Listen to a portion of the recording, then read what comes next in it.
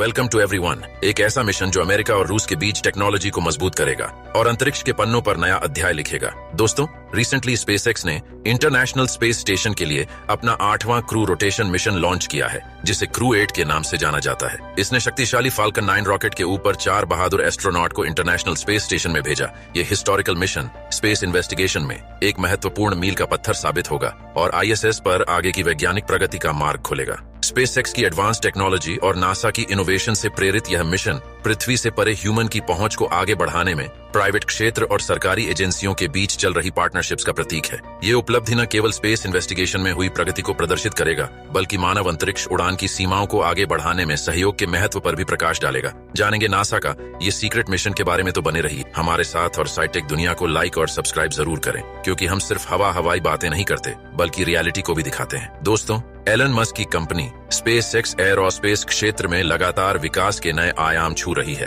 अंतरिक्ष के रहस्यों को खंगालने के क्रम में स्पेसएक्स की टीम लगातार काम कर रही है।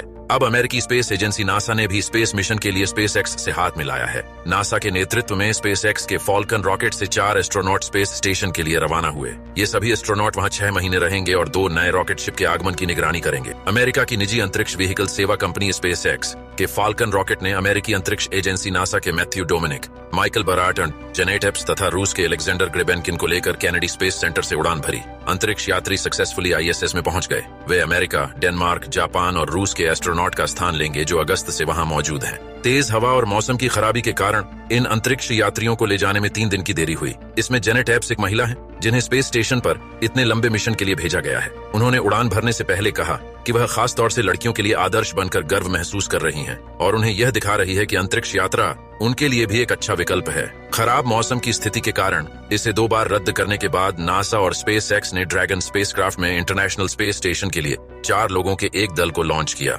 लॉन्च ने नासा के कमर्शियल क्रू प्रोजेक्ट के साथ आईएसएस में स्पेसएक्स के 8वें क्रू रोटेशन मिशन को चिह्नित किया। इस मिशन के साथ बैरेट आईएसएस की अपनी तीसरी यात्रा करेंगे। 4 क्रू मेंबर आईएसएस में 6 महीने बिताएंगे और पतझड़ के मौसम में पृथ्वी पर लौट आएंगे। नासा के एडमिनिस्ट्रेटर बिल नेल्सन ने अपनी बधाई व्यक्त की और मिशन के महत्व पर प्रकाश डालते हुए कहा कि इस 8वें क्रू रोटेशन मिशन पर हम एक बार फिर अपनी कमर्शियल पार्टनरशिप और अमेरिका की ताकत दिखा रहे हैं, जो हमें ब्रह्मांड में आगे बढ़ाएगी। स्पेसएक्स ने ड्रैगन अंतरिक्ष यान को लॉन्च करने के लिए अपने रियूजेबल 2 फेज वाले रॉकेट फाल्कन 9 का उपयोग किया। ड्रैगन से अलग होने के बाद Falcon 9 Cape Canaveral Space Force Station पर उतरेगा। नासा के एसोसिएट एडमिनिस्ट्रेटर जिम फ्री ने नासा के ब्लॉग पोस्ट में कहा कि क्रू 8 का मिशन इस समझ को आगे बढ़ाएगा कि मनुष्य अंतरिक्ष में कैसे सीखते और व्यवहार करते हैं और उनके शरीर कैसे प्रतिक्रिया करते हैं, और यह हमारे मून इन्वेस्टिगेशन के लिए महत्वपूर्ण है। हमें यह समझने के लिए इन सभी को एक साथ आने की जरूरत है कि जब हम लंबी अवधि के मिशन पर जाएंगे तो लोग, टेक्नोलॉजी और सिस्टम कैसे व्यवहार करेंगे। आईएसएस कार्यक्रम डायरेक्टर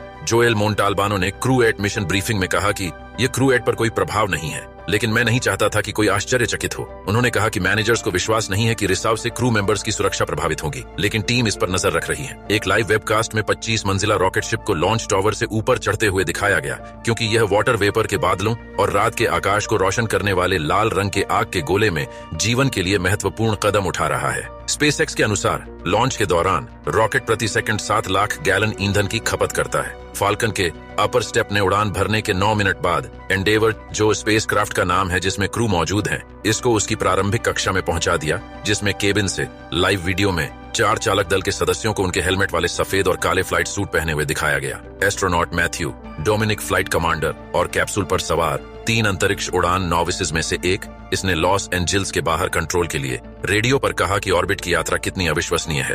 क्रू मेंबर के 4 सदस्यों को 16 घंटे की उड़ान के बाद पृथ्वी से लगभग 400 किलोमीटर ऊपर ऑर्बिटल लेबोरेटरी में डॉकिंग करते हुए अंतरिक्ष स्टेशन पर पहुंचना था। क्रू 8 मिशन 8वीं लंबी अवधि की आईएसएस टीम है, जिसे नासा ने स्पेसएक्स लॉन्च वाहन पर उड़ाया है, क्योंकि 2002 में एलोन मस्क द्वारा स्थापित प्राइवेट स्पेस एजेंसी ने मई 2020 में अमेरिकी एस्ट्रोनॉट को ऑर्बिट में भेजना शुरू किया था। आईएसएस मेंबर्स का नेतृत्व अमेरिकी नौसेना के टेस्ट पायलट डोमिनिक ने किया था, जो कक्षा में अपनी पहली यात्रा कर रहा था, और बैरेट, जिसने अंतरिक्ष स्टेशन के लिए पिछली 2 उड़ानें और 2 स्पेस वॉक किए हैं। बैरेट मिशन पायलट के रूप में कार्यरत हैं। टीम में नासा के साथी अंतरिक्ष यात्री जीनत एप्स, एक एरोस्पेस इंजीनियर और CIA के पूर्व तकनीकी खुफिया अधिकारी, और एस्ट्रोनॉट अलेक्जेंडर ग्रीबेनकिन, एक पूर्व फ्लाइट इंजीनियर शामिल हैं। वो और एप्स दोनों अंतरिक्ष उड़ान नौसिखिया हैं। नए चालक दल के 6 महीने के प्रवास में नासा द्वारा आदेशित 2 रॉकेट शिप का अराइवल शामिल है। टेस्ट पायलट के साथ बोइंग का नया स्टारलाइनर कैप्सूल अप्रैल के अंत में लॉन्च होने वाला है। ये स्पेस स्टेशन तक कार्गो पहुंचाने के लिए है, लेकिन अभी तक यात्रियों के लिए नहीं है। एप्स को मूल रूप से बोइंग के स्टारलाइनर को उड़ाने का काम सौंपा गया था, जो टेक्निकल समस्याओं के कारण फंस गया और रुक गया, और नासा ने उसे स्पेसएक्स में ट्रांसफर कर दिया। ऑर्बिट में पहुंचने पर उन्होंने बिली जोएल के सॉन्ग का जिक्र करते हुए कहा कि मैं अभी न्यूयॉर्क जैसी मानसिक स्थिति में हूं और यह आश्चर्यजनक है।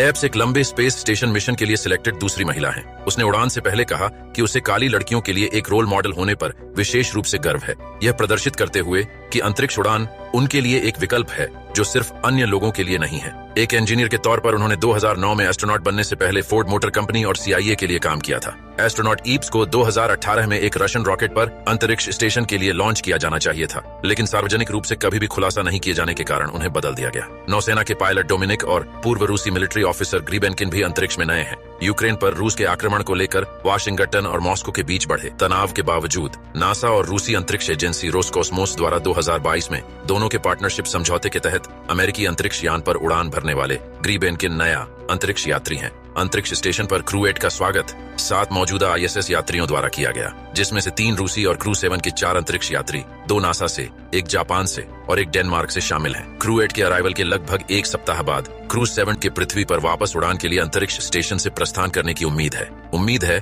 कि क्रू 8 अगस्त के अंत तक अंतरिक्ष स्टेशन पर रहेगा और ऑर्बिटल के माइक्रोग्रेविटी एनवायरनमेंट में सामूहिक रूप से लगभग 250 एक्सपेरिमेंट करेगा। एक फुटबॉल मैदान जितनी लंबाई और अंतरिक्ष में सबसे बड़ी मानव निर्मित वस्तु ISS लगातार अमेरिकी रूसी के नेतृत्व द्वारा संचालित किया गया है, जिसमें कनाडा, जापान और 11 यूरोपीय देश शामिल हैं। कुछ एक्सपेरिमेंट्स में डिजेनरेटिव डिजीज पर उनके प्रभावों का अध्ययन करने के लिए स्टेम कोशिकाओं को अंतरिक्ष में ले जाना, साथ ही पौधों पर माइक्रोग्रेविटी और अल्ट्रावायलेट रेडिएशन के सेलुलर प्रभाव को देखना शामिल है। इस उम्मीद के साथ कि पौधे इतने लंबे प्रवास के दौरान न्यूट्रिशन का एक महत्वपूर्ण हिस्सा बने रह सकते हैं। क्रू मेंबर्स पैरों पर दबाव कफ के साथ भी प्रयोग करेगा, ये देखने के लिए कि क्या वे वजनहीनता का अनुभव करने वाले अंतरिक्ष यात्रियों में स्वास्थ्य समस्याओं को कम करते हैं। ISS पर कोई गुरुत्वाकर्षण न होने से शरीर में लिक्विड पदार्थ ऊपर की ओर सिर की ओर बढ़ते हैं, जिससे आंखों और सिर पर दबाव पड़ने से स्वास्थ्य संबंधी समस्याएं हो सकती हैं, जिससे अंतरिक्ष यात्री बहुत परिचित हैं। स्पिरुलिना, जिसे अक्सर पृथ्वी पर स्मूदी में उपयोग किया जाता है, इसको भी क्रू 8 मिशन पर अंतरिक्ष में भेजा जा रहा है। अंतरिक्ष यात्री यह देखना चाहते हैं कि क्या सूक्ष्म शैवाल हवा से कार्बन डाइऑक्साइड को हटाने में मदद कर सकते हैं, जिससे अंतरिक्ष यात्रियों को भोजन और ऑक्सीजन दोनों उपलब्ध होंगे। दोस्तों, स्पेसएक्स के लिए यह एक बिजी ईयर रहा है, जिसने पिछले वर्ष के भीतर लगभग 100 लॉन्च किए। इस बिजी लॉन्च प्रोजेक्ट के बारे में पूछे जाने पर नासा के एडमिनिस्ट्रेटर बिल नेल्सन ने सावधानी बरतने के प्रति आगाह किया और आगे कहा कि अंतरिक्ष उड़ान कठिन और जोखिम भरी है। आप कभी भी इस मानसिक स्थिति में नहीं आना चाहेंगे कि यह इतना रेगुलर है। हर बार जब हम लॉन्च करते हैं तो ये व्हाइट पोर का समय होता है, और खासकर अगर इंसान ऊपर पर हो। यह मिशन स्पेस इन्वेस्टिगेशन के भविष्य का प्रतीक है, जहां स्पेसएक्स जैसी प्राइवेट कंपनियां गवर्नमेंट एजेंसियों के साथ साथ तेजी से कंधा मिला रही हैं। ये सहयोग इनोवेशन में तेजी लाने, लागत कम करने और अंतरिक्ष में अधिक कंफर्टेबल और टिकाऊ भविष्य का मार्ग प्रशस्त करने का वादा करता है। ये एक ऐसे भविष्य की ओर एक कदम का प्रतिनिधित्व करता है जहां स्पेस जर्नी अब कुछ चुनिंदा लोगों का क्षेत्र नहीं है, बल्कि आम व्यक्तियों के लिए भी खुली है, जो एक ऐसे भविष्य का मार्ग प्रशस्त करती है जहां ब्रह्मांड में मानवता की उपस्थिति का विस्तार और विकास जारी है। ये लॉन्च केवल 4 अंतरिक्ष यात्रियों की यात्रा की शुरुआत नहीं है, ये स्पेस इन्वेस्टिगेशन में एक नए जनरेशन की शुरुआत है, जो अभूतपूर्व खोजों और सितारों के बीच लगातार बढ़ती मानवीय उपस्थिति की संभावनाओं से भरा है। तो चलिए मिलते हैं अगली वीडियो में, तब तक के लिए हमें लाइक और सब्सक्राइब जरूर करें।